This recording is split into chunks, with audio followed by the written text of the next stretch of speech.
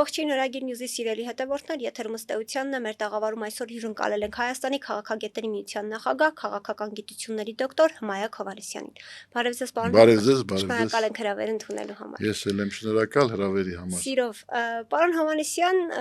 մեր հարցազրույցը սկսենք օրերս Հայաստանի Հանրապետության երկրորդ նախագահ Ռոբերտ Քոչարյանի ասուլիսից։ Նա հանդես եկավ ասուլիսով, որտեղ անդրադարձավ նաև 1998 թվականի նախագահական ընտրություններին եւ նշեց, որ իր գլխավոր մրցակիցը Կարեն Դեմիրճյանը ունեցել է արտաքին աջակցություն։ Որպես այդ ժամանակ տեղի ունեցած իրադարձություններին քաջածանոթ գործիչ, ինչ կասեք այս կապակցությամբ։ Կարեն Դեմիրճյանն ունեցել է նման աջակցություն եւ եթե այո, որ երկրից է եղել եւ ինչով է այն արտահայտվել, ինչ ձևով։ Շատ անսպասելի հարց եք տալիս, բայց հետաքրքիր է, որ հետաքրվում եք անցյալով, որովհետեւ ներկայի գնահատականի բալանին իսկապես անցյալում է, ով ինչպես Օրուելն էր ասում, ով չի հասկանում անցյալը, չի կարող հասկանալ ներկան, ով ցանկանում է նա ով իշխում է անցյալի վրա, նա իշխում է ներկայի։ Նա ով իշխում է ներկայի վրա, նա իշխում է ապագայի վրա։ Այսինքն սա այդպես է իսկապես, բայց անցյալը եւ անցյալի ընկալումները կանխորոշում են ներկայում այժմյական իրավիճակներում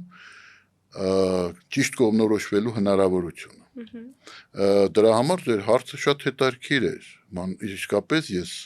գիտեք ինչ, Կարեն Դեմիրճյանը արտաքին աջակցության կարիքը չուներ, ի տարբերություն մյուս բոլոր այն քաղաքական այրերից, որոնք երբևէ այս 30-ամյա պատմության մեջ հավակնել են իշխանության։ Նրանք բոլորն էլ այս կամ այն չափով այդ հենակետերի, այդ արտաքին օժանդակության կարիքը ունեին։ Կարեն Դեմիրճյանը դրա կարիք չուներ եւ ես որպես ականատես, այո, ես բոլոր հանդիպումները ուրեմն նախընտրական շրջանում արտասահմանյան դեմքերի գործիչների հետ Կարեն Դեմիրճյանը անցեկացել ինձ հետ միասին, այսինքն ես եղել եմ նրա կողքին։ Երկուսով ենք ընդունել արտասահմանյան տարբեր հյուրերի, որոնք հետաքրվում էին, գալիս էին եւ իրենց օժանդակությունը կամ աջակցությունը կամ նեցուկ լինելու մասին էին խոսում, կտրականապես Կարեն Դեմիրճյանը հրաժարվել է, ասելով, որ ես ձեր կարիք չունեմ։ Այո, ճիշտ եք ասում, իհարկե Ռուսաստանը չէր կարող այդ հարցում հետաքրքրություն չցուցաբերեր, իհարկե, նույնն էլ արևմտյան գործիչներ, անգլիացիներ, ամերիկացիներ, ես հիշում եմ Շիլդս ազգանունով, ուրեմն Քրիստոֆեր Շիլդս, մենք միասին ենք եղել, ես վկա եմ, ես ականատես եմ, որտեվ ես իրա կողքին եմ եղել միշտ, ուրեմն մենք նրա նախընտրական ծրագրի վրա Կարեն Դեմիրճյանի հանձնարարությամբ ես եմ աշխատել, ես եմ մշակել այդ պլատֆորմը, սևագրերը իմ մոտ են, արխիվը ինձ մոտ է եւ ես պահպանում եմ, քանի ես կենթանի եմ ինձ մոտ կլինի, ինձանից հետո թե մենք բոլորս կանացու ենք, կլինի պետական արխիվում։ Եվ տա Աստված, որ այն ժամանակ լինի այնպիսի պատասխանատու իշխանություն եւ այնպիսի ազգային վարչակազմ, որպեսզի ես հանձնեմ պետական արխիվ վստահ լինելով, որ դա չի ոչնչացվի եւ կմնա ապագա սերունդների համար։ Ես դրա համար էլ պետք է տուղությամբ աշխատեմ, որտեվ ես երիտասարդ չեմ, չնայած ավյունով եմ եւ շատ լավ մարզավիճակում եմ, բայց այնուամենայնիվ ես պետք է հասցնեմ, որպեսզի այնպիսի իշխանություն լինի, որ ես այդ արխիվը հանձնեմ պետական արխիվ, ինչպես որ պետք է վստահ լինելով, որ վաղը դա չի հայտնվի մեր ախոյանների ձեռքում կամ չի ոչնչացվի, չի փչացվի։ Այո, իսկապես ես ականատես եմ եւ Իրանն էր հետարկրած իհարկե այդպիսի կալիբրի քաղաքական գործիչ որ 100%-ով հաղթող էր դուրս է եկել եւ բնականաբար բոլորը փորձում էին առաջարկել իրենց օգնությունը այն հաշվարկով որ հետագայում դա կփոխհատուցվի բոլորն էլ գիտեին որ նա պետք է հաղթի նա է ֆավորիտը բոլորն էլ գիտեին դա եւ մեծ լկտիություն պետք էր ունենալ որպեսզի վիճարկել նրա Կարեն Դեմիրճյանի մեր թիմի ուրեմն երկիրը առաջնորդելու ուրեմն հայտը եւ ես հիշում եմ այո հատուկ ինքնաթիռով Մոսկվայից ժամանել էր մեծ պատվիրակություն Ելցին անձնապես հատուկ ինքնաթիռով ուղարկել էր ղեկավարը ուրեմն պատվիրակության ղեկավարը Միխայել Մարգելովն էր այն ժամանակ Ելցինինից հատուկ վարչության պետը հատուկ այ հիմա ոնց որ այսօր այդ Կիրիենկոնը այ այդ կարգի այդ նույն պաշտոնը զբաղեցնող այսինքն դա ուրեմն վարչությունն է նախագահի վարչությունն է այդ վարչությունը այդ վարչությունն որը նշանակում էր դեսպաններ դրանից հետո Չեռնովն է ղեկավարել այս վերջերս եւ այլն հիմա Կիրիենկոն է մինչեւ այդ Մասլովն էր դա այդ վարչության ղեկավարը ինքնաթիռով եկել էր եւ ուրեմն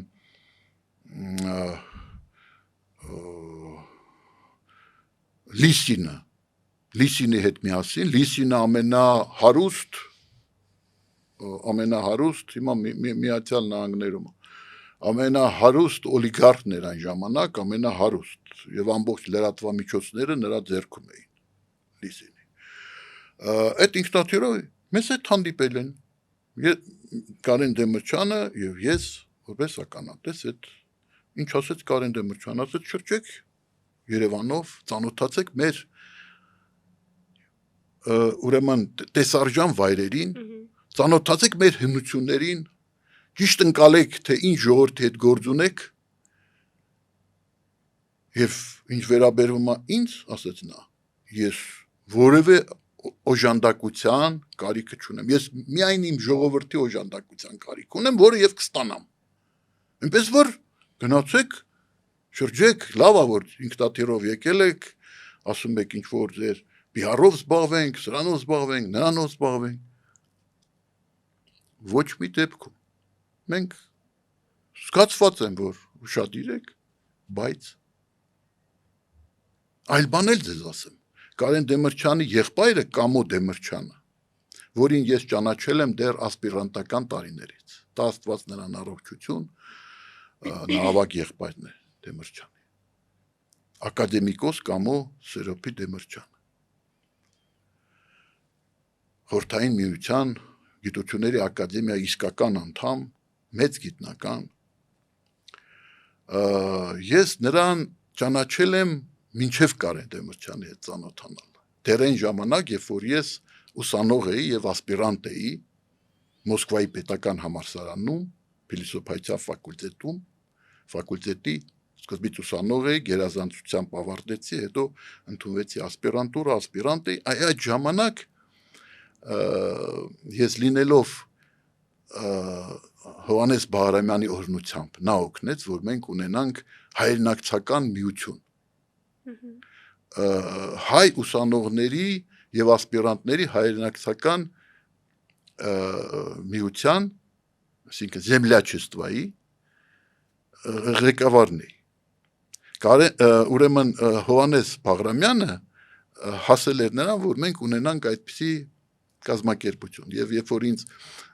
ավարտելուց հետո երաշխավորեցին որ ես ընդունվեմ ասպիրանտուրա այն ժամանակ ընդունված էր հասարակական աշխատանք անպայման պետք է նշվեր ինչ հասարակական աշխատանք է տանում Им мոտ գրված էր այդ բան, председатель землячества армянских студентов и аспирантов. Ստուդենտов и аспирантов из Арմենии. Այսպես էր գրված։ Եվ ուրեմն այդ աշխատանքի առումով ես լինելով այդ հայրենակցական կազմակերպության ղեկավար, ես շփվում էի բոլորի հետ, բոլոր մեր ականավոր գիտնականների, ակադեմիկոս Ենիկալոպով, ակադեմիկոս Իվան Լյուդվիգովիչ Նունյանց, ակադեմիկոս Խաչատուրով, տնտեսագետ խոշոր, Աղամբեկյան, բոլորի հետ շփվում էի։ Եվ Կամուսիրովչի հետ գնացել էինք Սիրանո դե Բերժերակ Հապլանյանի, Հրաչյա Հապլանյանի պիեսը նայելու փոքր թատրոնում, հիշում եմ, Վարդգես Պետրոսյանն էլ։ Վարդգես Պետրոսյանը ինձ հրավիրել էր եւ այն ժամանակ ծանոթացրեց Կամո Դեմիրճյանի հետ, այդ առաջի բանը եղավ, հետո արդեն մենք միջոցառումներ էինք կազմակերպում, մեծ միջոցառում կազմակերպեցինք Մոսկվայի համար, սամ ակտվի դահլիճում, մի խոսքով այդպես, եւ Կամո Սերոպովիչը հրավիրում էր, որ Դեմիրճյանը կա ընտրություններից հետո 98 թվականի, որ կեղծեցին, բացայտորեն, ըստ որում այդ երկրապահն էր դրանով զբաղված, ուրեմն Ղարաբաղյան խմբի հովանու ներքո։ Ես ինչու եմ պատմում, սա, այսինքն Ռոբերտ Քոչարյանը նույն ասուլիսում պնդում է, որ ընտրությունները չեն կեղծվել։ Չգնաց, ոնց չեն կեղծվել։ Նա ասում է, որ արդար ճանապարհով է հաղթել Կարեն Դեմիրճյանը։ Ոչ, դա ֆիկցիա է։ Ուրեմն եւ երկրորդ փուլից առաջ ես հմեկով երբ որ ելույթ ունեցա, հմեկով ելույթ եմ ունեցել, ես ասեցի հետեւյալը, որ եթե եւ ես դա անընդհատ կրկնում էի ռեֆրենով, եթե ուրեմն այս Ռոբերտ Քոչարյանը ներկայացնում է Ղարաբաղյան խումբը, Կարեն Դեմիրճյանը ներկայացնում է Հայաստանը, որ իրանք միասին պետք է աշխատեն, ով էլ հաղթի երկրորդ փուլ, եւ դա Դեմիրճյանի տեսակետներ է, ուրեմն մենք ես այն ժամանակ հրավիրել էի նաև իմ գործընկերներից մեկին Մոսկվայից քաղաքագետ հայ ազգի, ով լավ գիտեր ինչու որտեվ իր լավագույն կեսը Ղարաբաղցի է, Մամիկոնյան Մաշան, խոսքը Սերգեյ Կուրգինյանի մասին է, եւ մենք ելույթ ունենալով ասեցինք, որ այս երկու այս խումբը Ղարաբաղյան, եթե միահեծան վերցնի իշխանությունը, դա կբերի Հայաստանը ողբերգության, միայն միասին, եթե միայն միասին, ով էլ հաղթի, մյուս կողմից մենք էլ հոգեբանորեն պատրաստ էինք, հոգեբանորեն մենք պատրաստ էինք, Կարեն Դեմիրճյանը եւ իր թիմը պատրաստ էր, որպեսզի մենք աշխատենք Ղարաբաղյան խմբի հետ միասին, հավասարը հավասարի հետ, որ միահեծան իշխանություն չլինի, այս Ղարաբաղյան խումբը միահեծան իշխանությունը չվերցնի, որտեվ մենք ասում ենք, ես իմ ելույթում ասել եմ երկրորդ փուլից առաջ, հմեկով, հանեք արխիվը, հանեք վերցրեք, ցույց տվեք դա, հմեկում կա, արխիվում կա, որ եթե միահեծան իշխանություն ստեղծվի, եթե Ղարաբաղյան խումբը վերցնի իշխանությունը ամբողջությամբ միահեծան եւ մեզ դուրս մղի, մենք չենք տուժելու, մենք եթե տուժենք, ոչինչ, բայց կտուժի Հայաստանը, կտուժի Հայաստանի Հանրապետությունը, դա կլինի ողբերգություն, կպառակտվի ազգը, որովհետև կպառակտվի ազգը այսօրվա վիճակի նման, ինչպես եւ եղավ, միահեծան վերցրեցին, 20 տարի իշխեցին, ինչ եղավ հետո, այդ հիմա ես դες հարց եմ տալի, այդ ոնց եղավ 90-ական թվականներին, շատ ավելի ծանր իրավիճակ էր, հասկանում եք, շատ ավելի ծանր 90-ական թվականներին իրավիճակ էր, քան 2020 թվականին, շատ ավելի անհուսալի, ստեղծվում էին ջոգատներ, ժողովուրդը պատրաստ էր գնալ կռվելու հանուն Արցախի, Ժողովուրդը պատրաստ էր գնալ զոհողությունների։ Պատրաստ էր ամեն ինչի, հանուն Արցախի։ Ինչու, ինչ տեղի ունեցավ, որ այս Ղարաբաղյան խմբի իշխանության 20 տարիներից հետո մթնոլորտը լրիվ այլ է։ Մթնոլորտը 20 թվականին այլ էր, քան 90-ական թվականներին, օղակ գործողություն եղավ։ Օղակ գործողություն եղավ, Գետաշենը, Մարտունաշենը դատարկվեցին Շահումյանը։ Դրանից հետո մենք վհատվեցինք, կճվեցինք, մենք սկսեցինք խաղաղություն մուրալ։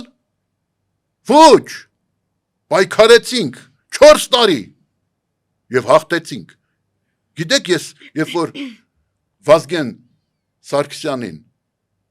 ես որովհետեւ 27-ին առաջի կարգում էի, Վազգեն Սարգսյանը 3 նստարան են կողմ էր։ Եվ ես երբ որ գլուխս բարձրացրեցի, տեսա նրան առնաթաթախ, դեռ ես չէի տեսել Դեմիրճյանը դուրս եկավ, թե տրիբունայի հետևում էր։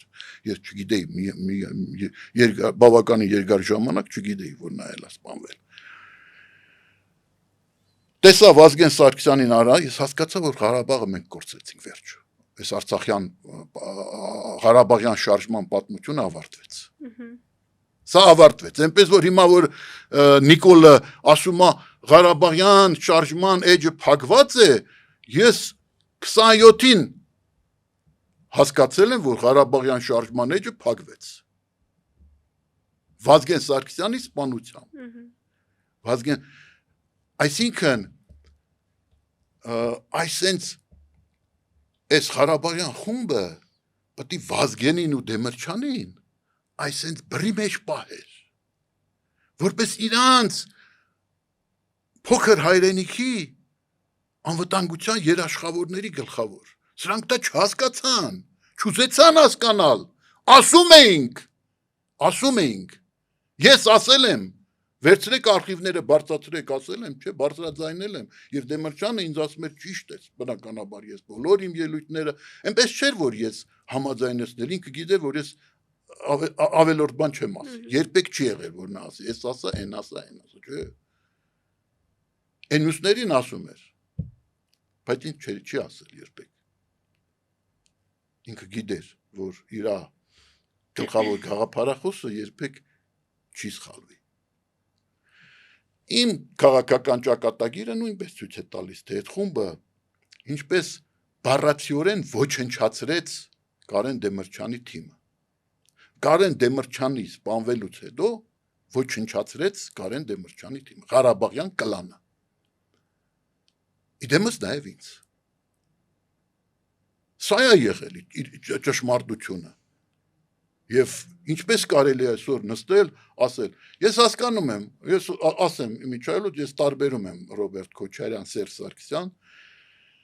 Սերժ Սարգսյան ուղղակի հրեշ էր,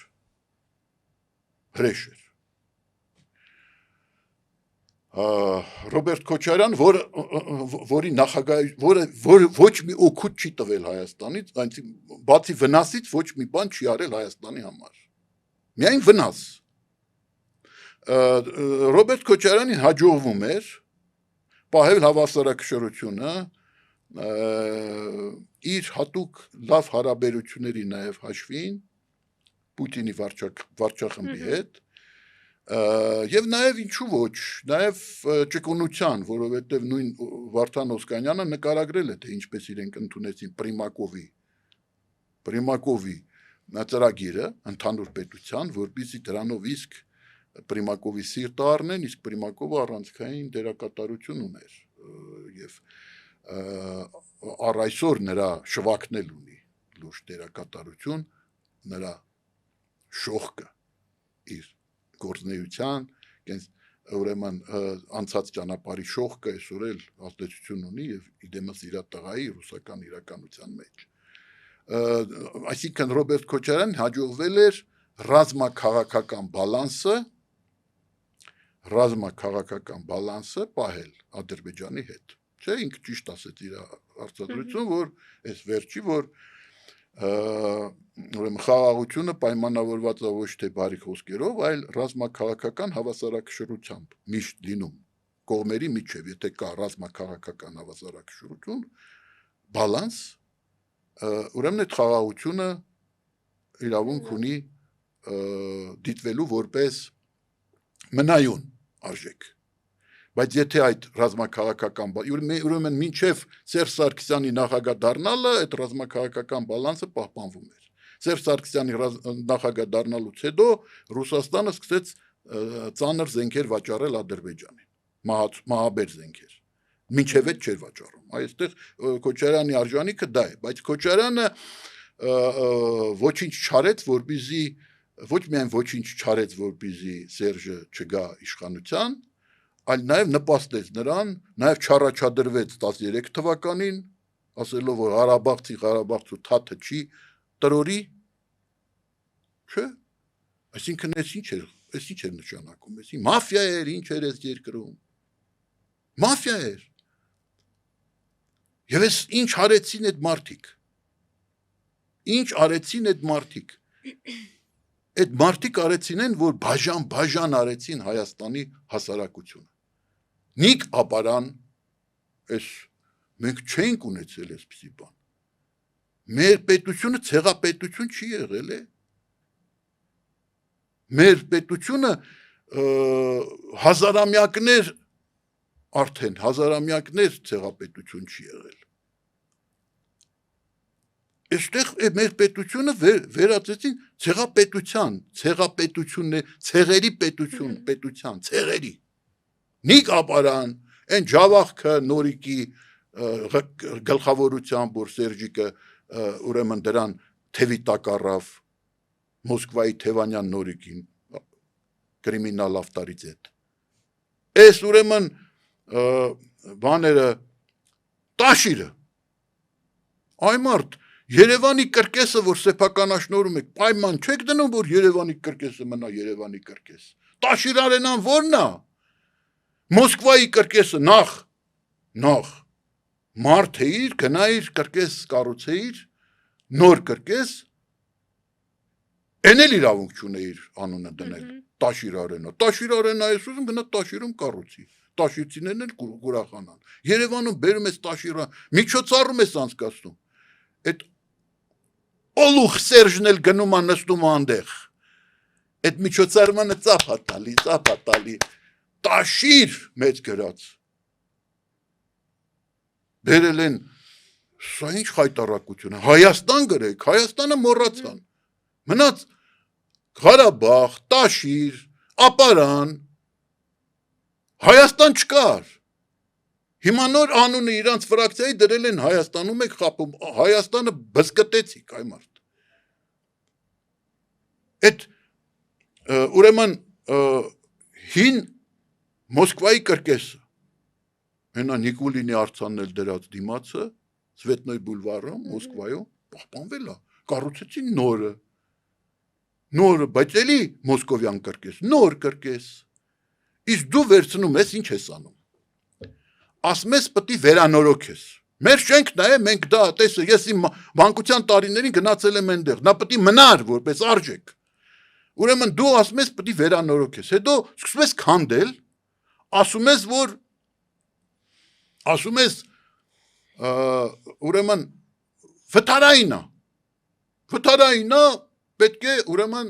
վերանորոգման ենթակա չի, սուտ, քանդում ես դա, կառուցում ես նորը, անունը դնում ես Տաշիր արենա, բա ուր է Երևանյան կրկեսը, Երևանյան կրկեսը ուր է, նույն ձևով ուզում էին քաղաքագետների միության շենքը քանդել, Սերժի եղբայրը, Լովիկ Սարգսյանը, Լովիկ, սա ուրեմն բոլորին հանեցին ընդեղ, Գեղամյան, Մեղամյան և այլն, ինձ էլ էին ուզում հանեին, քրեական գործեր, դատական գործեր, կալանքի տակ դնել բնակարան, սարսափելի հալածանք 10-ամյա, ինչի, որպեսզի ես էլ դուրս գամ, հետո հայտարարեն դա վթարային, քանդեն տեղում Թամանյանի որդու կառուցած, Գևորգ Թամանյանի նախագծով կառուցած հոյակապ շենք է Մոսկովյան 33 ահասցեով, այդ 5 հարգանին քանդեն կառուցեն ինչպես դիմաց հարեցին, այնտեղ որտեղ քաղաքի դատախազություններ էկոլոգիայի նախարարություններ էլի Երևանյան շենք էր։ Մեր միջավայրը սկսեցին ապականել։ Հիմա ասում են, ասեն չի մարդիկ անտարբեր են, Արցախը կորցրեցինք։ Այդ ինչի չեն դուրս գալի մեր հանրահավաքների։ Այս ինչ եղավ, այնա շեփորը փչում ենք, այնա ուրեմն բանը խոսացնում ենք տարբեր այն մտավորականների ֆայ շակերտներում են մեր փառայեղ մտավորականությունը օգտագործվեց շարքից գնաց։ Մնացել է Զորի Բալայանը։ Նա բոլորին այն Զորի Բալայանը, որ ուզում էր, որ ուրեմն Վիկտոր Համբարձումյանը մեռնի հացադուլի մեջ լինելով մեռնի եւ դրանով իսկ ընդգծվի այդ պայքարի ուրեմն վճռականությունը։ Բայց որ ինքն չի մեռնում։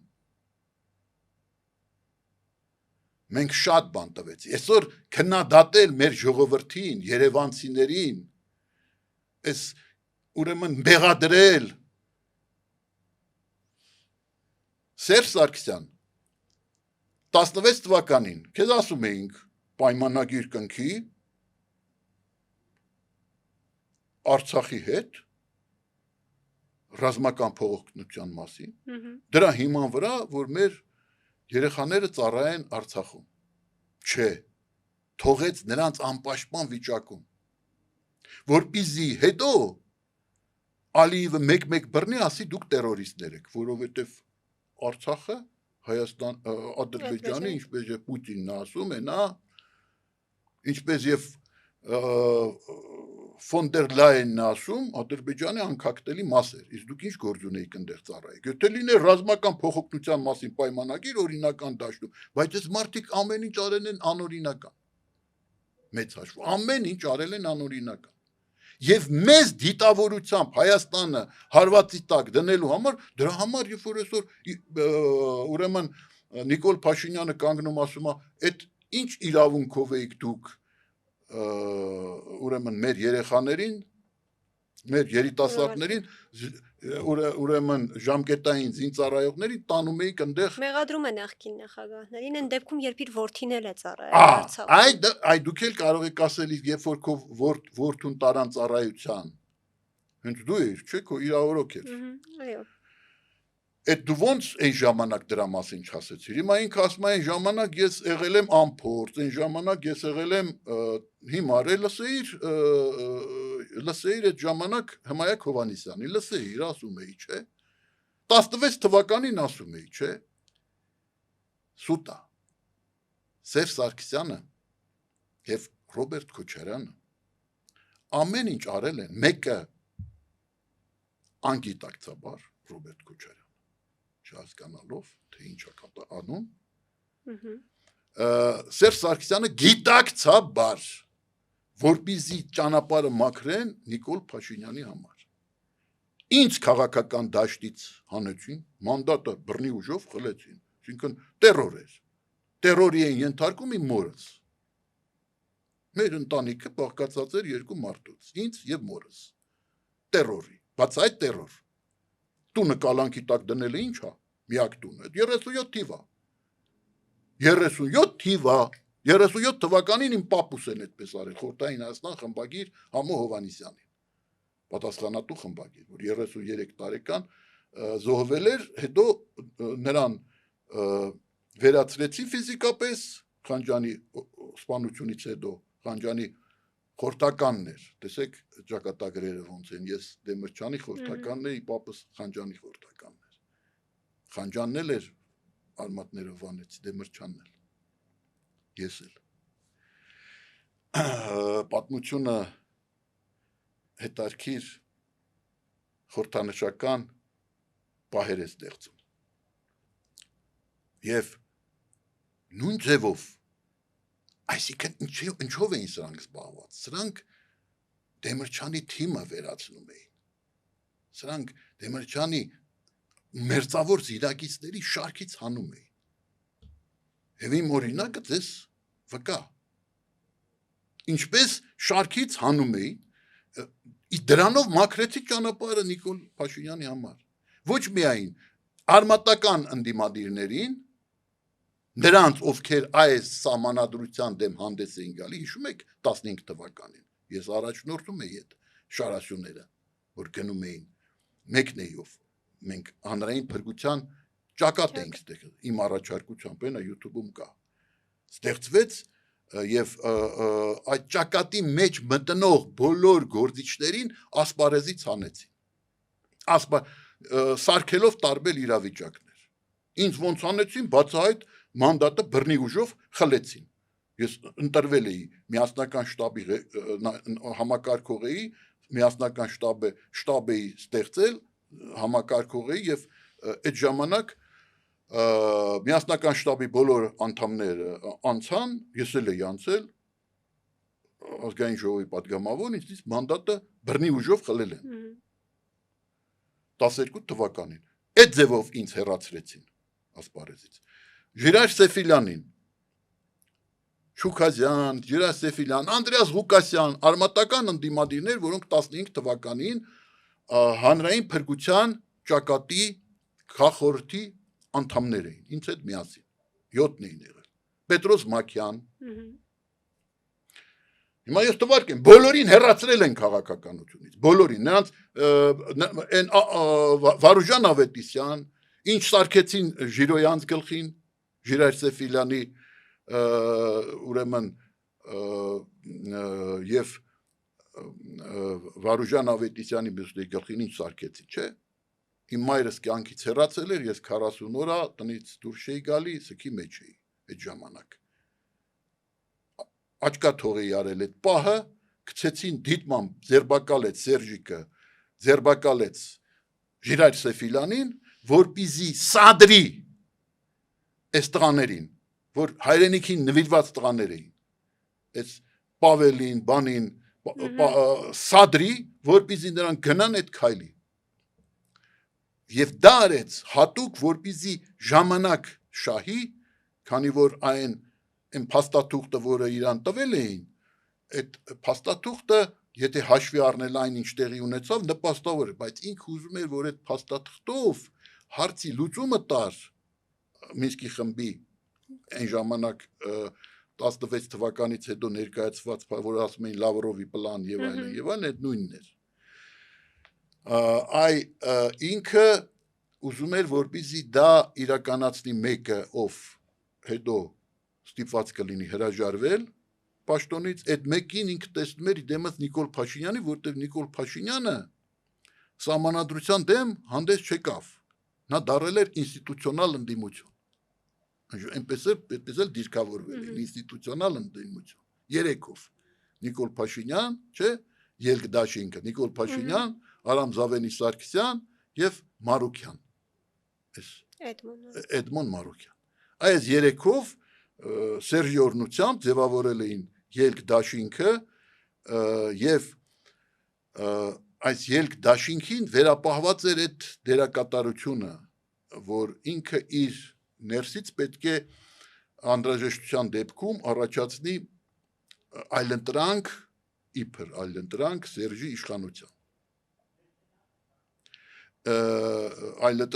իշխանության, որից հետո Արցախի հարցը լուծվում է, 20 տարվա մեջ ինչի Արցախի հարցը չլուծեցին, այս խոստումով էին եկել, բայց այս խոստումով էին իրանք Կարեն Դեմիրճյանի նման մեծության, ուրեմն մեծությանը 98 թվականին զրկում հնարավորությունից հարազատ ժողովրդին ուրեմն իր ուսերի վրա բարձրացնել վերև, ինչպես ինքն էր ասում Դեմիրճյանը, եւ ինքը կարող էր դա անել, եւ ինչ տեղի ունեցավ, ինչ սարսափելի բան տեղի, մենք ասում ենք մենք խելոք ժողովուրդ ենք, մենք խելոք ժողովուրդ ենք, կամ ով մեր խելքը կերավ, տարավ, ես նկատի ունեմ ժողովրդին, ով որ մեր մտավորականություն, բան 98 թվականին, Սոսով, Սարգսյան, արժանի մարդիկ կանգնեցին, բա ոնց ով հեռացրեց Լևոնին, պետք է նայել իշխանությունը վերցնի, խոսքը Ղարաբաղյան խմբի մասին էր, Պարոն Հովհաննիսյան, Ով ասեց, ով էր այդ ասում։ Հակոբ Հակոբյան ունեինք մեկնաբանկարքին մարդ էր, բայց այդ ոնց խելքից զրկվեցին, այդ ոնց վրացիները խելք ունեցան, երբ որ իրանց մոտ ճգնաժամ էր, բերել Շևարդնաձեին որպես փորձառու քաղաքական այր, ղեկավար, փորձառու բերել այդ ժամանակ Իոսիլյանիով,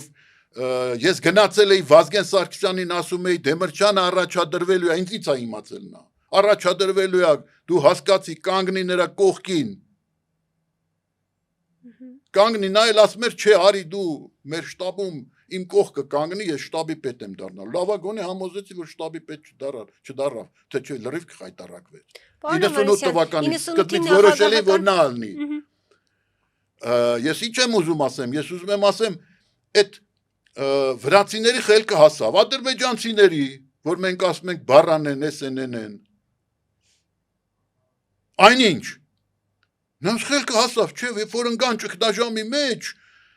երբ որ տեսան ինչա կատարվում, որ իրանք հասկացան, որ պետք է Հեյդար Ալիևին բերեն, իսկ Դեմիրճյանը, որպես Հայաստանի խորհրդային Հայաստանի ղեկավար 14 տարի շատ ավելի մեծ բան է արել հայ ժողովրդի համար, քան Իլխամ Ալիևը Ադրբեջանի ժողովրդի համար եւ Էդուարդ Շևարդնաձեն վրացի ժողովրդի համար։ Բա մեր ժողովրդի խելքը ոնց չհասավ, որ ասեն այ մարդ Արցախը դարել է անկախ։ Նախ մի հատ հարց տամ, որ խոսում են։ Լավ էս ոնց եղավ 30 տարի Արցախը անկախ էր, ազգաբնակչությունը չավելացավ։ Խորհրդային Հայաստանի ազգաբնակչություն երկրորդ համաշխարհային պատերազմից հետո։ Այդ պատերազմում մեր ժողովուրդը 250,000, որոշ տվյալներով 300,000 հերոս է տվել, նվիրաբերել, կյանք է տվել։ Ուրեմն այն ժամանակ մինչև պատերազմը միլիոնի չէր հասնում թվականակ։ Հələ 300,000 էլ տվեցին։ Բա ոնց հետո դառան 3 միլիոն 30 տարվա մեջ։ Այսինքն ազգաբնակչության թիվը 4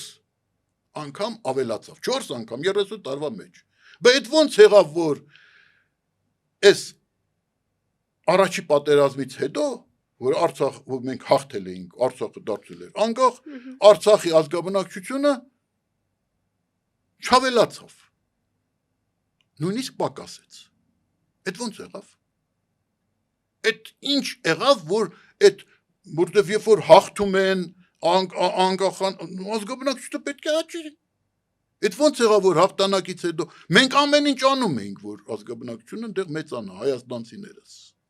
Ամեն ինչ էինք անում։ 75%-ը Արցախի բյուջեի Հայաստանն էր, դոտացիայի վրա էր նստած Արցախը։ Այդ էլ հատուկ հարց, որովհետև այն ժամանակ ես խոսել եմ տնտեսագետների հետ, այդ թվում Աղամբեկյան եւ խոշոր տնտեսագետների, հայ ազգի։ Ուրեմն Արցախը պետք է որ գերակրեր Հայաստանին։ Արցախը իրավունք չուներ դոտացիոն լինելու, այդ ինչի է դոտացիոն։ Այ որ դուք ինձ ասեք, թե այդ որտեղից են միլիարդները, չէ, որ Wikileaks-ի տվյալ տեղեկություններով, Ասանժի, նույն այդ մարդիկ ունեն, այ որ դուք բացատրեք դա որտեղից, և կարողանաք դա բացատրել, չկարողանա, եթե չընդունեք իմ ասածը, որ այդ 75%-ը, որ գնում էր ձևավորման Արցախի բյուջեի, դա հետո հետ էր գալի ատկատների տեսքով և նստում էր, այսինքն սա է եղել համակարգ, և այսօրվա իրավիճակում այս մարդիկ պատրաստվում են ընտրությունների, այս մարդիկ պատրաստվում են իբր թե ձեռնոց նետել Նիկոլ Փաշինյանին։ Ну Պարոն Հովհաննիսյան, 98-ի նախագահական ընտրությունների թեման ամփոփելով, երկրորդ նախագահը պնդել է նաև, որ այդ ժամանակ Կարեն Դեմիրճյանի շտաբերի ճնշումների չեն ենթարկվել, ինչը ցանկության դեպքում նա կարող էր անել, քանի որ իշխանությունը իր ձեռքում էր։ Որքանով եք համաձայն այս պնդման հետ եւ որևէ ճնշում եղել է իշխանությունների կամ այլ կենտրոնների կողմից այդ ժամանակ։ Ուրեմն նախ եւ առաջ ոնց չի եղել ոնց թե իմ ընկերների ձեռն են ջարդել Սամվելի ուրեմն բանում Զեյթունում գիտեն մեր կուսակցության տղերքը ձեռը ջարդել են բայց Էմա Խուդաբաշյանին ոնց է կրծքով փագել բան չի նրան մենք անունը դրել ենք Մատրոսով որտեվ ոնց որ Մատրոսովը կամ Հունան Ավետիսյանը ձոտը փագելա կրծքով այնպես էլ այս Էման իր ամբողջ մարմնով ընկել է այդ բանի ուրնայի վրա բավականին էլ մեծամարմին է այնպես որ նրան հաջողվել է այդ անցքը փագել բայց ծեծի է ենթարկվել եւ ամենասարսափելին այն է որ դա անում են երկրապահի ձեռքերով եւ դրա համար նախագահական ընտրություններից հետո Կարեն Դեմիրճյանը շատ նեղացած էր վիրավորված էր Վազգեն Սարգսյանից եւ չէր ուզում նրա մասին լսել նույնիսկ եւ Վազգեն Սարգսյանը ուղարկել է իր բարեկամներից մերձավոր բարեկամներից մեկին ինձ մոտ թող ինձ ների իմ ընկերն անունն էլ կտամ Լեռնիկ Ալեքսանյանին որպեսզի ես կազմակերպեմ շփումը որտեվ Կարեն Դեմիրճյանը չէր ուզում լսել վիրավորված էր Վազգենը հետո ասում էր որ ինքը իր մեղքը պետք է ուղղի օգնելով մեր թիմին իր լծակները օգտագործելով չնայած ես ձեզանից չեմ թաքցնի գիտեք ես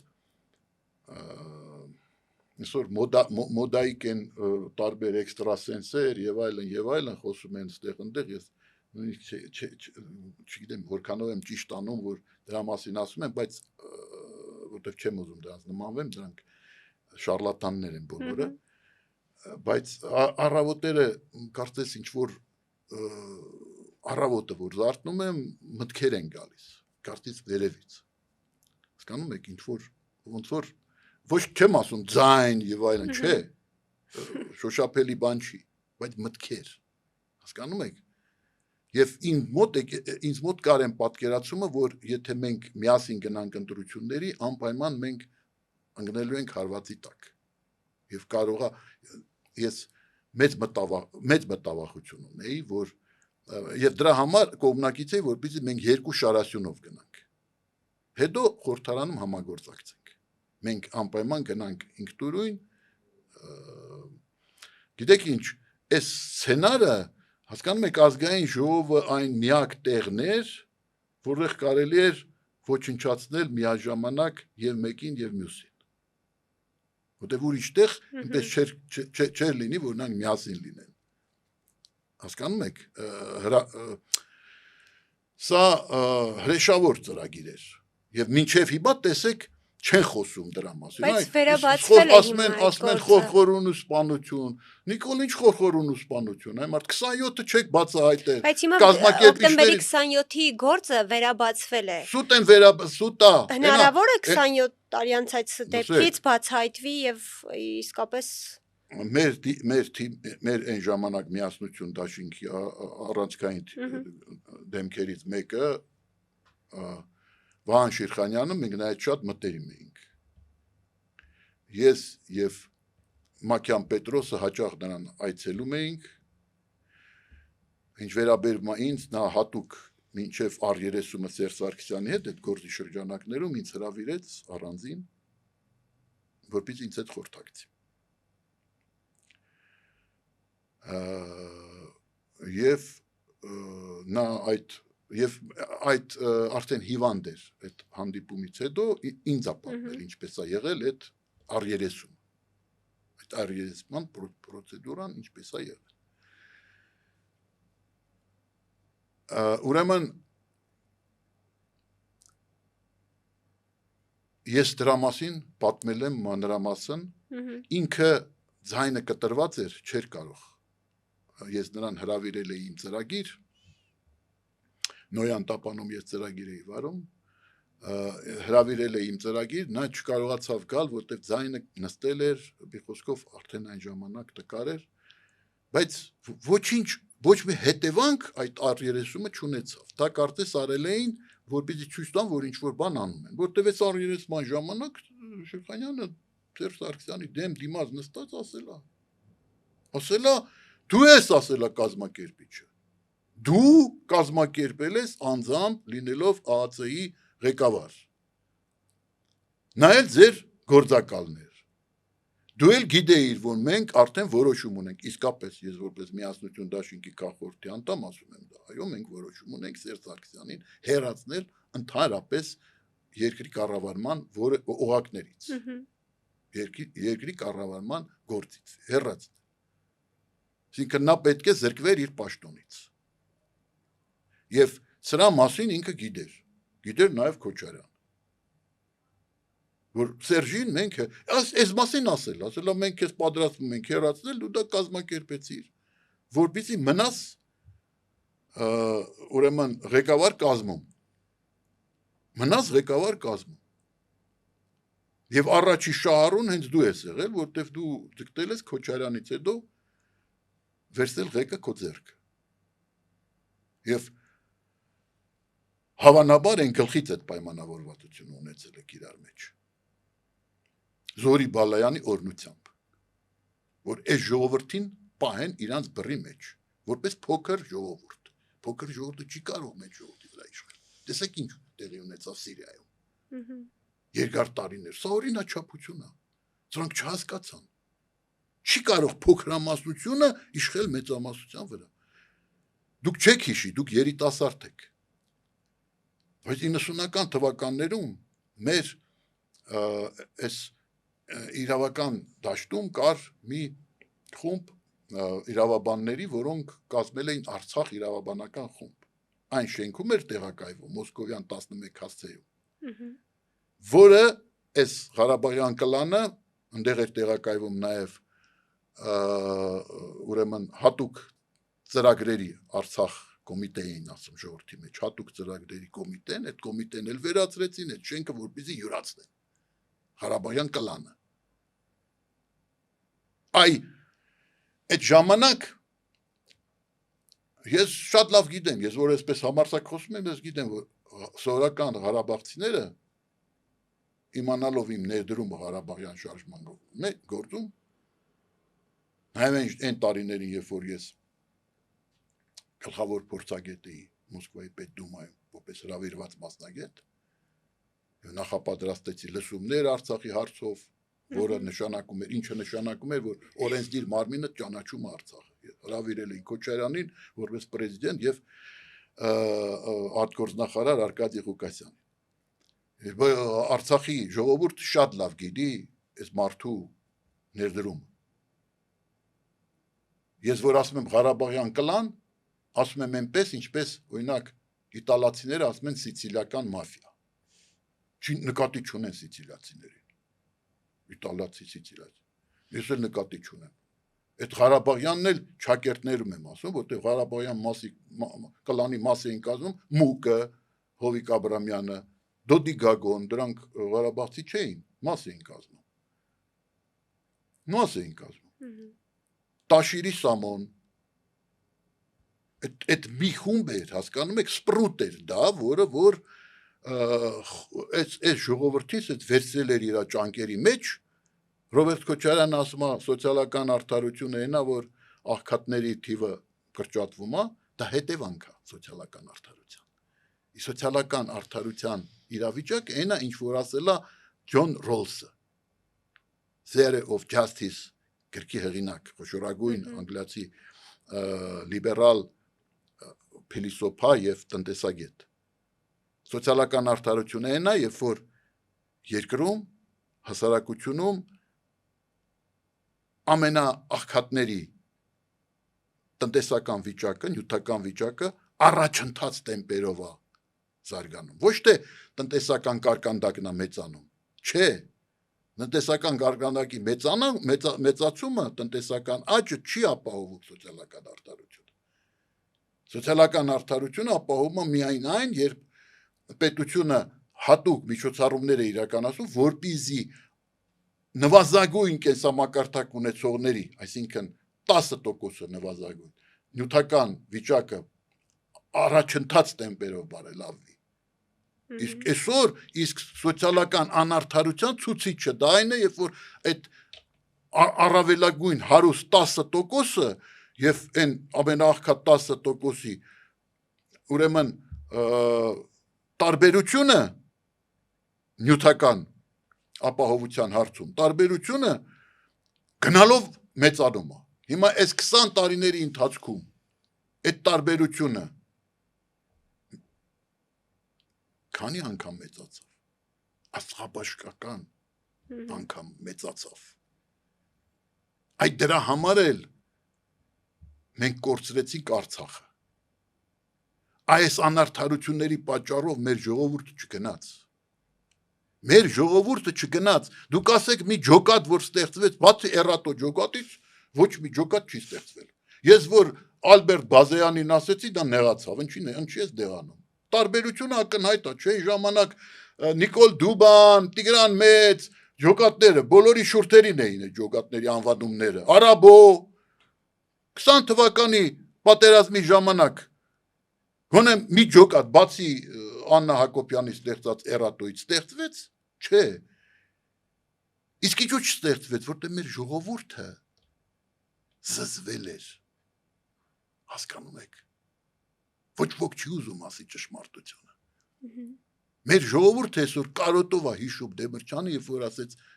Արցախ Ղարաբաղը իմ գրպանում չի, ձեզ կխաբեն։ Այդպես եղավ։ Իսկ այդ հատուկ արդեն դուք հատուկ ինձ կհրավիրեք հարցաքննելու համար։ Ես այդ հարցերին էլ կպատասխանեմ, թե ինչպես այդ շարժումը գլուխ բարձրացրեց մեր իրականության մեջ 1988 թվականին։ Պարոն Հովհաննիսյան, հոկտեմբերի 27-ի գործին վերադառնալով, այսինքն որևէ ակնկալիք չունեք, որ այս վերաբացման գործընթացից եւ ձեր պնդմամբ գլխավոր շահառուն Սերժ Սարգսյանն էր։ Ինչի շահառուն։ Գլխավոր։ Ինչի շահառուն։ Հոկտեմբերի 27-ի։ Հոկտեմբերի 27-ի շահառուն։ Հոկտեմբերի 27-ի։ Եվ ակնկալիք չունեք այս նոր վերաբացումից, որ գործը կբացահայտվի վերջը։ Ոչ, ես ասեցի, սպասեցի, որ Շիրխանյանը կյանքից հեռանա։ Հասկանում եք։ Սպասում են, որպեսզի այն մյուս բկաներն էլ կյանքից հեռանան։ Հասկանում եք։ Ձգում են։ Հոկտեմբերի 27-ի գործը շատ պարզ է, շատ ուրեմն ըստ էության բոլոր վկայությունները կան, անհրաժեշտ է պարզապես պատասխանատվության կանչել կազմակերպիչներին։ Կազմակերպիչներն էլ հայտնի են, ուղղակի կազմակերպիչները։ Իսկ թե որ հիմա ասում են դրա մասին, ուրեմն ԱԱԾ-ի Գորիկ Հակոբյանը, Սերժի տեղակալը։ Սերժ ինչպես միշտ, երբ որ մի բան էր լինում, գնում էր, չէ, երկրից։ Ուրեմն թևի տակ դրած այդ դոսիեն, գործը Նայիրի Հունանյանի, բերել դրել էր, չէ, տեսել են, չէ։ Շիրխանյանն է տեսել, այն բանը Ջանգիրյանն է տեսել, Ջանգիրյանի բերանը փակեցին նրանով, որ այդ նշանակեցին նրան դատախազի տեղակալ, Ջանգիրյանը մնաց ջրի երեսին, բոլորի բերանը այս կամ այն ձևով փակեցին, Շեքսպիրը պետք, որպեսզի նկարագրի, Շեքսպիրը մի դեպք է նկարագրել նման, ոնց են դա Սրանք ես պարզ ասեմ,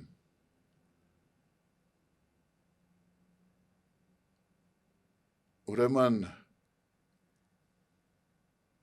այն, որ հիմա ասում են, փորձում են ասել, որ Ռուսաստանն է կազմակերպել, դրանով բոլոր հարցերը փակվում են, ոնց, եթե Ռուսաստանն է կազմակերպել, ուրեմն վերջ, էլ Սերժեում շուննա, որ նման բան կազմակերպի, Ռուսաստանն է կազմակերպել, ոչ, եւ էլի նորից ոչ,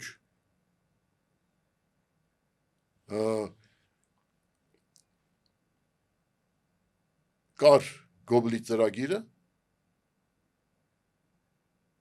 եւ այն պահին, երբ որ Ռուսաստանը փորձեց թամբել այդ Գոբլի ծրագիրը,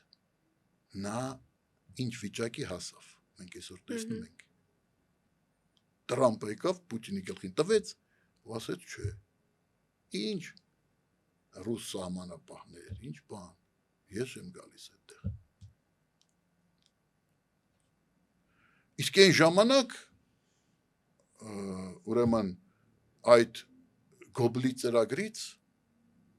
ռուսները սարսափում էին։ Եվ նրանք կազմակերպեն նման բան, որպեսզի հետո Key West-ում ուրեմն 2 սանտիմետր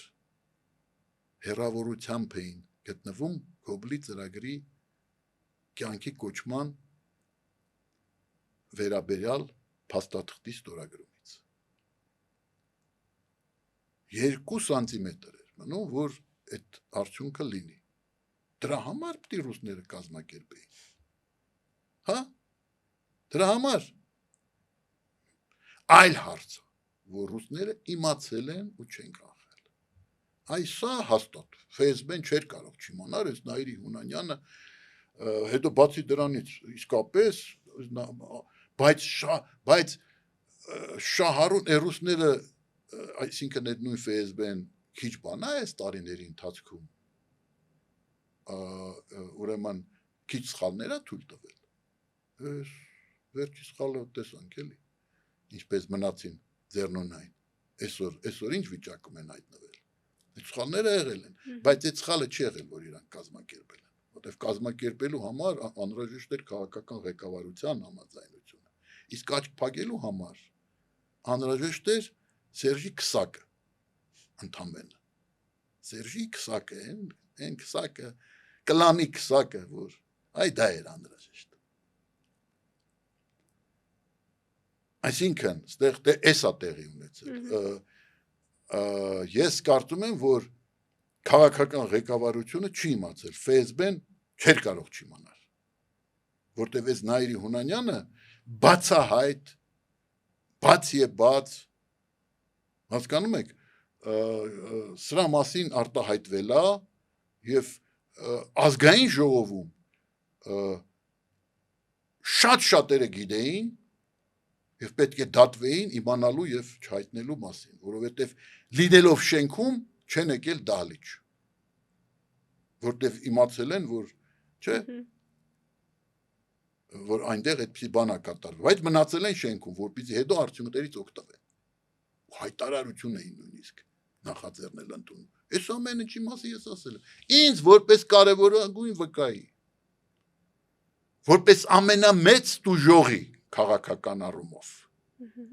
Հասկանում եք, ընտանիքի անդամները տուժողներ են որպես հարազատներ, բայց քաղաքական տուժողը ես եմ եղել, եւ իմ հետագա կենսագրությունն էլ է դա ապացուցում։ Իմ վիճակը հետագայում եւ այլն, չէ՞։ Արամ Զավենի Սարգսյանը ամենամարտկային առումով, որ ես հարազատ եղբայր, ամենամեծ տուժողն է, քաղաքական առումով ես եմ ամենամեծ տուժողը։ Ինչի՞։ Որտեվ ես 10 տարի այդ ծրագրի վրա աշխատում էի։ Դեմիրճյանի վերադարձ մեջ քաղաքականություն։ Իմ հրապարակումները, հոդվածները դրա ապացույցն են։ Եվ ինձ ինչի չեն հրավիրում այսօր։ Արման Բաբաջանյանը, կներեք, բայց Արման Բաբաջանյան его там даже и не стояло։ Արման Բաբաջանյանին R30 են անում Նաիրի Հունանյան։ Ես հնարավորություն չունեմ, քանից ասել եմ, հիմա էլ եմ ասում։ Այ Նիկոլ։ Այդ կազմակերպեցիք, որ Արման Բաբաջանյանն հանդիպի Նաիրի Հունանյանին R30-ի նրա հետ, բա ես ինձ պահանջում եմ, ես նրան հարցեր ունեմ տալու։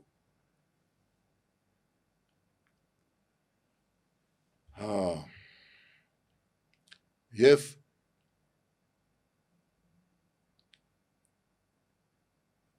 բարձ ասեմ, նույնիսկ ինձ չեն հրավիրել, որպեսզի ես նոր ի հայտ եկած փաստերի թեկուզ, հիման վրա նոր լրացուցիչ ցուցմունքներ տամ։ Ի վերջո ես այն ժամանակ այդ մարդկանց իշխանության ղեկին եղած օրոք կաշկանդված եմ եղել, ինչպես եւ բոլորը։ Չնայած ես ասել եմ այն ինչ որ կա, բայց ես վարկած եմ առաջ քաշել։ Ես ուզում եմ իմանամ այս քննությունը այդ վարկած եմ, չի առաջ քաշել, որ այդ զենքը գտնվում էր սեյֆերում։ Հասկանում եք, սեյֆերում չէր կարող ինքը այդ զենքով գա մտնի եւ այլն անցնի։ Հասնի Դալիճ։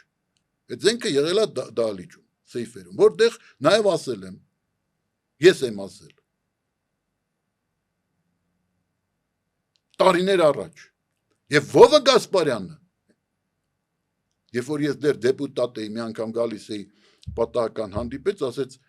այդ վարկածը միանգամային հիմնավոր է, որ զենքերը եղել են նախորոք պատգամավորների սեյֆերում։ Մի շարք այն պատգամավորներ, որոնք շենքում եղել են, Դալիճում չեն եղել։ Վազգենը պետք է պատմի Գորի հետ հանդիպման մասին Միացյալ Նահանգներում։ Սարգսյան Գոր, Ալբերտ Գոր, հանձնաժողով էր ստեղծված, չէ։ Գնացել էր, եկել էր։ Առաջի նիստն էր, հարցը պատասխանը։ Եվ հանկարծ պատգամավորներ, ֆրակցիայի ղեկավարներ, Արտուր Սերժի ինչալուց, Արտուր Բաղդասարյան, Սերժի Արտուր։ Իր ամբողջ ֆրակցիայով։ Բացակայում էր Դալիճում, բայց հետո իրանք հայտարարեցին, որ ֆրակցիայի նիստ էին անում այդ ժամանակ, վերջի նիստն է այդ երրորդյայի։ Վազգեն Սարգսյանը պատմում է Գորի հետ հանդիպման այդ դուք, որ սիրում էիք նետվել դեպի միկրոֆոն հարցը պատասխանի ժամանակ այդ ոնց Դալիճում չէիք։ Այս վարկածը, որ զենքերը եղել են, սա չի քննվել, այսօր էլ չի քննվում։ Սա լրիվ այս գործը սենց ծայրից ծայր են խորտակել։ Չնայած այնտեղ իսկապես ամեն ինչ, էլ չեմ ասում, որ պարզ ասեմ, այսինքն սա 100%-ով, որ այս գործը չեն ուզում բացահայտել։ Եվ եթե Արամ Զավենի Սարգսյանը ասում էր Սերժ Սարգսյանին իշխանության օրոք, որ անհրաժեշտ է, որ իշխանափոխություն տեղի ունենա, որ այս գործը բացահայտվի, որ կազմակերպիչները պատժի ենթարկվեն, կանգնեն արդարադատության առջև, Քոչարյանի իշխանության 20 տարի է դեր կրկնում, փորձելով արդարացնել այն, որ որևէ վճռական քայլի չի դիմում, որպեսզի հասնի գործի որպես այդ ժամանակ ինքը ասում էր, որ պետք է իշխանափոխություն լինի։ Հիմա ես հարց եմ տալի, Արամ Զավենի Սարգսյան իշխանափոխություն տեղի է ունեցել, թե չէ։ Գուցե տեղի չի ունեցել, եւ դու դրա մասին թաքցնում ես։ Չես ասում։ Իսկ ես ասում եմ, որ Սերժ Սարգսյանը բոլոր հիմնական հավակնորդներին իշխանությունը վերցնելու հավակնորդներին այն է հանրային փրկության ճակատի անդամներին, իսկ առաջի հերթին Կարեն Դեմիրճյանի թիմի առանցքային դեմքերին, իսկ հետո նաև հանրային փրկության ճակատի շարքից հանեց։ Ուրեմն, հանրային փրկության ճակատ։ Ուրեմն, իմ դեմ հետապնդումներ 16 թվականին օրդեր, ձերբակալություն, ինչ ունեմ չունեմ։ Այսինքն ինչ ունեմ չունեմ, մորս բնակարաններ, ես բնակարան չունեի, կալանքի տակ էին դրել։ Քաղաքագետների միության գրասենյակը կալանքի տակ էին դրել։ Ամեն ինչ։ Մեքենան, մի հատ քրչոտ 31 ունեի։ Սա սովորական մեքենա էր, էլի տեղաշարժվելու համար։ Կալանքի տակ։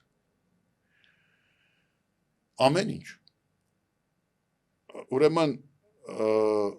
բանը Ժիրայր Սեֆիլյան բանդ բանդ ուրեմն Անդրեաս Ղուկասյան բանդ հանրային փրկության ճակատի քաղաքորդի անդամ էր։ Արմեն Մարտիրոսյան այնքան բան արեցին, որ թողեց հեռացավ երկրից բանը Արմեն Մարտիրոսյան։ Ուրեմն այն բանին Ռաֆի Հովհաննիսյանին չեզոքացրեց Գասպարյան Վովան տանելով աղոթելու։ Մի խոսքով տարբեր ձևերով էին անում, նաև խառնված հաշվի առնելու, ասենք բանին Ժիրայր Սեֆիլյանին չես կարող տանես էլի աղոթելու, բայց Ռաֆին կարող ես։ Ուրեմն տարբեր մեթոդներ էին գտնում։ Մյուսին փորձում էին Պետրոսին ոնց արեցին, Մակյան։ Էդ էլ արդեն Նիկոլի ձեռքերով։ Այսինքն հələ մի հարց ձեզ տամ, այդ ինչ է անում Նիկոլը, որ չի արել Ռոբերտը կամ Սերժը։ Ինչ է անում։ Սերժը չէր, որ ֆուտբոլային դիվանագիտության շրջանակներում հանել տվեց մեր հավաքականի ֆուտբոլի հավաքականի կրծքի շապիկ ուրեմն կրծքի վրայից, շապիկի վրայից, որ կրծքին Արարատ ուրեմն Սարի խորհրդանիշն էր։ Հանել տվեց, չէ՞։ Հանել տվեց։ Հիմա այդ Նիկոլը իր գործի շարունակողն է։ Հետո այն որ բան արձանագրությունները ստորագրեցին, չէ՞։ Էլի նույն պատմություններ։ Ստորագրեցին, չնայած մեծ հավանականություն կար, որ չէր հաստատվելու խորհրդարանի կողմից այդ պրոտոկոլները չէին հաստատվելու։ Մեծ հավանականություն կար, հավանականությունը մեծ էր, բայց ստորագրեցին։ Հիմա մեղադրում են, թե Նիկոլն չի ստորագրել։ Որ կարող է դա չէ, արկախել են նախաստորագրությունը կա, դա չի նշանակում իսկ այն ժամանակ նշանակում էր, որ դուք այն Շավարժ Քոչարյանով, բանով ընկել էիք ծափ էիք տալի։ Մենակ Հմայակ Հովհաննիսյանն էր, որ ասում այդ ինչ է նշանակում։ Այն դաշնակցությունն էլ ձևի համար դուրս եկավ կոալիցիայից, որ հետո էլի նորից մտնի միաժամանակ հետո, ով չի հասկանա, թե ինչ էր կատարվում։ Իսկ մեծ հաշվով ով էր, որ այն ժամանակ ասեց։ Կամ 2002 թվականին, երբ որ ես խմբի ղեկավար էի, ուրեմն ելույթով հասա նրան, չնայած կառավարությունը բացասական կարծիք էր տվել։ Օսկանյանը որպես նախարար ես նրան այցելել եմ։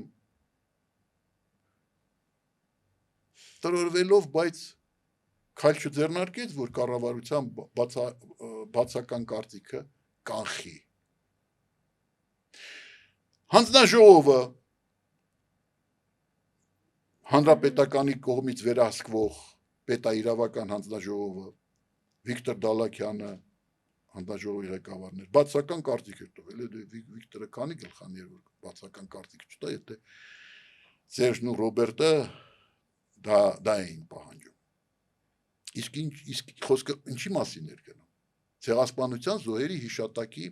պաշտպանության իրավական երաշխիքների մասին Հայաստանի Հանրապետության օրենքի նախագծի մասին էր գնում։ Չնայած այդ բացական կարծիքների ես կրակոտ ելույթ ունեցա խորհրդարանում ազգային ժողովում, երբ որ օրակարգը հաստատվում էր, վեր կացա եւ ելույթ ունեցա։ Իրանք որոշում ունեին կոալիցիայով, թույլ չտալ, որտեվ կառավարությունը կոալիցիոն է, դաշնակները մեջը,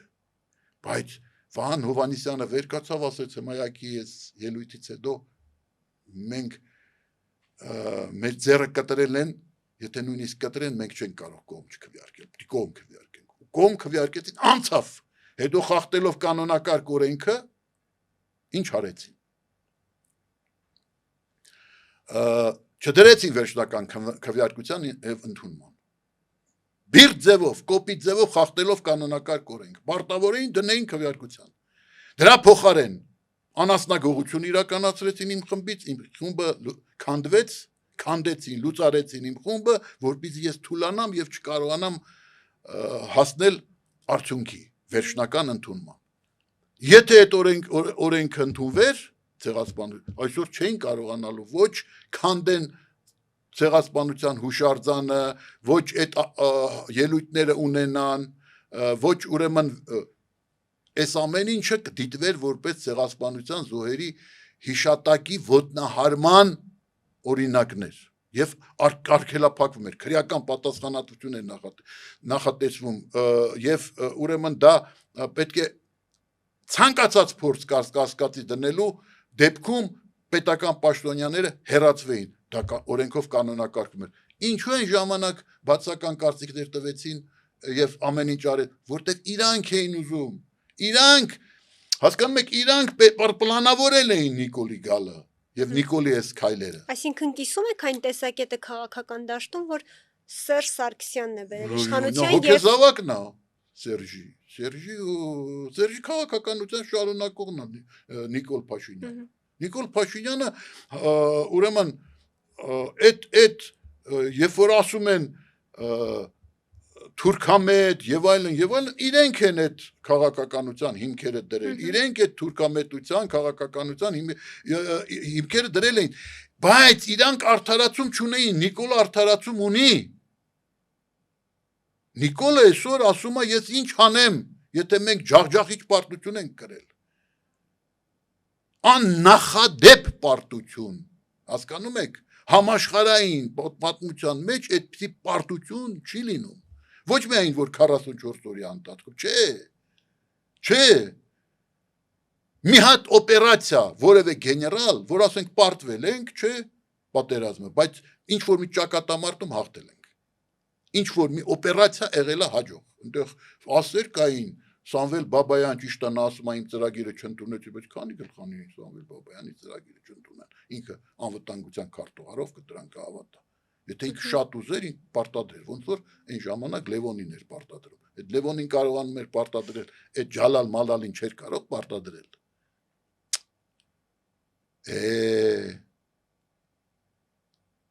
Շատ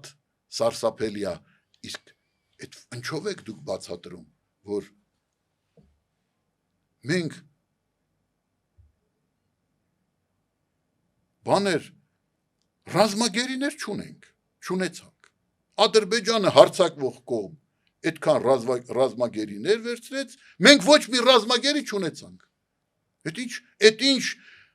Այդ ինչ պատերազմա, որ հիմա տեսեք Ռուսաստան-Ուկրաինա պատերազմա, ուկրաինացիները ունեն ռազմագերի ռուսներ իրանց ձեռքի տակ, ռուսները ունեն ռազմագերի ուկրաինացիներ իրանց ձեռքի տակ եւ փոխանակում են։ Բայց ո՞նց եղավ, որ մենք ռազմագերի չունեցանք։ Եկան մեր բարձրունքները գրավեցին, մենք մի հատ ռազմագերի չունեցանք իրանցից, որ այսօրվա վիճակով հանենք, ասենք, էսա բանակի վիճակը։ Սա է, այս բանակով ինչ պետք է անես։ Հիմա ռազմական բյուջեն են հիմա ռազմական բյուջեն կրճատումը։ Նաև ծառայության ժամկետն են մտադիր ժամկետներ կկրճատեն, ուրեմն այնա Լևոն Տեր-Պետրոսյանն էլ ասում, որ մենք պետք է մշակույթային ազգ դառնանք։ Սա հայերին մշակույթային ազգ դառնալու ուրեմն ճանապարհին են դնում, որ պետք է դուք լինեք, ոչ չլինեք քաղաքական ազգ, չլինեք քաղաք, դուք պետք է լինեք մշակույթային ազգ։ Իսկ ի՞նչ է նշանակում մշակույթային ազգ։ Ինքնավարություն։ Մշակույթային ինքնավարություն։ Դուք ունեք մշակույթային ինքնավարություն։ Դուք քաղաքական ազգ չեք։ Այսինքն լսեք այն որ այս էջը փակվում է այդ Նիկոլը չի փակում է այդ պատերազմի արդյունքներով է այս էջը փակվել Ղարաբաղյան ոչ թե Նիկոլն է փակել է տեսեք ես օբյեկտիվ եմ ես այնպես չի որ Նիկոլին ասում եմ նա Սերժի հոգեզավակն է դուշեպրիկաշիկ ռուսերեն լավ արտահայտություն կա դուշեպրիկաշիկ հոգեզավակ Այսինքն, բայց մյուս կողմից ես օբյեկտիվ եմ։ Ես ասում եմ, որ նա ունի արդարացում։ Այն ժամանակ, երբ որ իմ օրինագիծը սրանք տապալեցին եւ իմ խումբը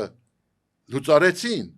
եւ հետո իմ դեմ տարբեր գործեր արեցին, ամեն ինչ արեցին, որպեսզի ես խորհրդարանում չլինեմ, այդ ժամանակ նրանք արդարացում չունեին։ Այս Ղարաբաղյան կլանը, բայց Սերժ բանը այս Նիկոլ Փաշինյանը արդարացում ունի։ Այդ այնա, որ ուրիշ ճար չունի։ Այն ժամանակ ունեին, այն ժամանակ պարտադիր չէր այս դրոշմը հանել, որտեղ Ռուսաստանը քեզ դեռ չէր դավաճանել։ Հասկանում եք, այդ Արարատ սարը կրծքից բեր ֆուտբոլիստների Պարտադիր չէր հատել, որտեվ Ռուսաստանը մեզ չէր դավաճանել։ Դեռ չէր դավաճանել, որովհետև մենք դեռ հաղթող երկիր էինք, հաղթանակած։ Հիմա մենք պարտված երկիր ենք։ Այն ժամանակ հաղթանակած էինք, եւ եթե լինելով հաղթանակած երկիր, հաղթող երկիր, որ Հեյդար Ալիևի նման Գայլը զանգեր տալի Աշոտ Մանուչարյանին, Աշոտ, Ռադոյ, сделайте что, նախագահին չէր զանգում, Լևոն Տեր-Պետրոսյանին չէր զանգում, մեր Աշոտ Մանուչարյանի ուրեմն միջոցով ինչ-որ մի ձև գտնի, որ ինչ-որ մի ձևով համոզի, որ անհրաժեշտ է կանգնեցնել եւ հաղթանակ ենք տարել։ Այս հաղթանակած երկիրը հետո ասма Արարատ սարը հանեք կրծքից, այս օրինագիծը պետք չի ընդունել։ Մենք չունենք այս ազգային ժողովը իր գործնեության ընթացքում որևէ անդրադարձ բացի իմ այդ փորձից, հաջողված փորձից, որը իրանք ապօրինի կերպով ձախողեցին, ստոր միջոցներով, քանդելով իմ խումբը, անասնագողություն իրականացնելով, հալածանքներ եւ այլն։ Պարոն Հովհաննիսյան, եւ այսպես ամփոփելով մեր շատ էմոցիոնալ զրույցը,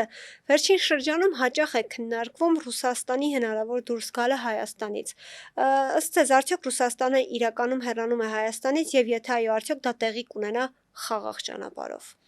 Այ որ ասում եք էմոցիոնալ, ես մի մեծ մտածողի արտահայտություն մեջ բերեմ։ Առանց մարդկային էմոցիաների չի եղել, չկա եւ երբևէ չի լինի ճշմարտության որոնում։ Էմոցիաները, օրինակ էմոցիա Սերժը չունի, Սերժը սառը, որտեղ ինքը երբեք չի ձգտում ճշմարտության։ Դամար սառը, էմոցիա չունի, չէ։ Այ որ խոսում է ոնց որ մեռել խոսում։ Այն բան, այդ ինչից է, էմոցիա չունի։ Մեկ էլ այդպիսիներ այն բանի Սպրուտի կոմիսար Կատանի հիշում եք այդ Սպրուտ ֆիլմ կար, լավ ֆիլմ էր, Սպրուտը advocat Տարզինի կար այնտեղ, Տարզինի մաֆիոս, այն այլ էր, տենց միշտ հանգիստ եւ միշտ առանց էմոցիա, որտեվ սովորաբար մարդասպանները էմոցիա չեն ունենում։ Շեղվեցինք։ Խնդրեմ, ես պատրաստ եմ ձեր բոլոր հարցերի պատասխանել։ Նորից հնչեցնեմ հարցս, վերջին շրջանում հաճախ է քննարկվում Ռուսաստանի հնարավոր դուրս գալը Հայաստանից։ Ըստ ձեզ, Ռուսաստանը իսկապես հեռանում է Հայաստանից եւ եթե այո, դա կանի խաղաղ ճանապարհով, դա տեղի կունենա խաղաղ ճանապարհով։ Ռուսաստանին հեռացնում են Հայաստանից։ Կարճ պատասխանը։ Ոչ թե հեռանում է, այլ հեռացնում են եւ ոչ միայն Հայաստանից, այլ տարածաշրջանից։ Եվ Ռուսաստանը միակ հնարավորությունը այս տարածաշրջանում սեփական դիրքերը պահպանելու միակ հնարավորությունը դա ուրեմն Հայաստանի հետ սերտ համագործակցություններ եւ այդ հնարավորությունից Ռուսաստանը ավաղ չցանկացավ օգտվել։ Եթե ցանկանար օգտվել, չէր լինի այն, ինչ տեղի ունեցավ, չէր լինի մեր պարտությունը, որտեղ Ռուսաստանը որոշեց մի պահի Հայաստանին փոխարինել Ադրբեջանով որպես իր հիմնական հենակետը հարավային Կովկասում։ Արդյունքում Ռուսաստանը զրկվեց եւ Հայաստանի բարյացակամությունից եւ Ադրբեջանի բարյացակամությունից։ Արդյունքում Հայաստանը որոշեց Ռուսաստանին փոխարինել Միացյալ Նահանգներով։ Հիմա էլ Ռուսաստանում վերլուծաբանները փորձում են իրենց մխիթարել այն մտածածին պատրանքներով, որ Միացյալ Նահանգները հեռու են եւ դրա համար այս սիրավեպը Հայաստանի հետ որևէ հեռանկար չունի։ Այդպես չէ։ Ինչ է նշանակում հեռու է։ Միացյալ Նահանգները ամենուրեք են այսօր, ի տարբերություն Ռուսաստանից, որ Ռուսաստանը կորցնում է իր դիրքերը հետ խորհրդային տարածքում։ Էլ չեմ ասում, տեսեք Իսրայել-Պաղեստին լրջագույն առճակատման պայմաններում, երբ նախորդ շրջանում, երբ որ լինում էին նման առճակատումներ, արաբա-իսրայելական, միշտ խորհրդային միությունը առանցքային դերակատարություն ուներ։ Այսօր Միացյալ Նահանգների հետ միասին առանցքային դերակատարություն ունի կամ որոշակի թեկուզ դերակատարություն, որոշակի Թուրքիան, իսկ Ռուսաստանը որոշակի դերակատարություն էլ ընդհանրապես որևէ դերակատարություն չունի։ Սա է այս վիճակումը հայտնվել Ռուսաստանը, գիտեք, կա քաղաքականությունը եւ իմիջայլոց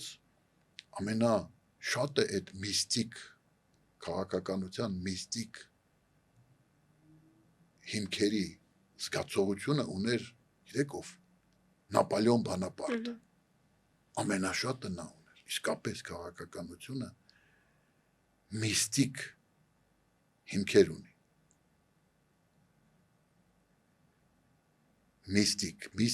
միստիկ ասպեկտներ ունի, եւ այնինչ տեղի ունեցավ, այնինչ տեղի է ունենում Ռուսաստանի դեպքում հայ-ռուսական հարաբերությունների առումով, դա նույնպես իր միստիկ կողմը ունի, այսինքն Ռուսաստանը շատ լուրջ ձևով պատժվեց իր